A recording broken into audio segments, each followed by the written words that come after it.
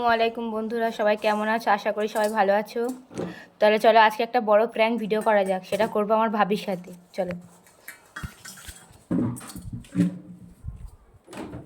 ভাবি, ও ভাবি। হ্যালো।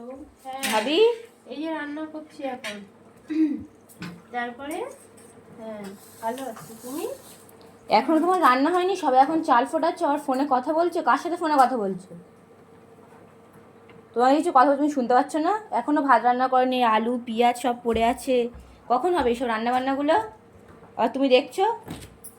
তুমি যাও, এখন এখান দিয়ে যাও। এখন এখান থেকে যাও মানে? তুমি এখন রান্না করোনি। দেখছো তো আমি একজনের সঙ্গে কথা বলছি, তাহলে বিরক্ত করার কি আছে? আমি তো এখন স্কুলে যাব। তো স্কুলে গেলে আমি কি খেয়ে যাব? তুমি এখন রান্না করোনি, আলু পেঁয়াজ সব পড়ে আছে। তাকে কি বলতে হবে? ফোন করবো? আমি তো করছি রান্না, তাহলে তুমি তো দেখছো আমি একজনের সঙ্গে কথা বলছি, তাহলে কিসের কথা এখন? কিসের কথা যে এখন রান্না করছো? এখন আলু পেঁয়াজ কাটা হয়নি। কখন আমি গিয়েছি? 10-12টা, এখন কটা বাজে? স্কুলে যাবো এখন আমি। আর তুমি দেখছো আমার মুখের ওপর? তো আমি এতটা কাজ করব, তারপর তো রান্না করব। তুমি যাও এখান দিয়ে। আমার আমার আমার রান্না হয়ে গেলে আমি তোমাকে খেতে দেবো। আমি কি বসে আছি সকাল থেকে তো তুমি ফোন নিয়ে পড়ে আছো। তুমি কি কাজ করেছো সকাল থেকে? সকাল থেকে আমি অনেক কাজ করেছি, তুমি আমার হাতে একটা করে দাও। আমার দাদা আসলে আমি বলবো তুমি সারাক্ষণ কার সঙ্গে গল্প করে থাকো। কে ওটা কার সাথে কথা বলো? দাদার সাথে না বলতে পারি দেখবে। দাদাকে আজকে বলবোই বলবো। বলবে দাদার সঙ্গে?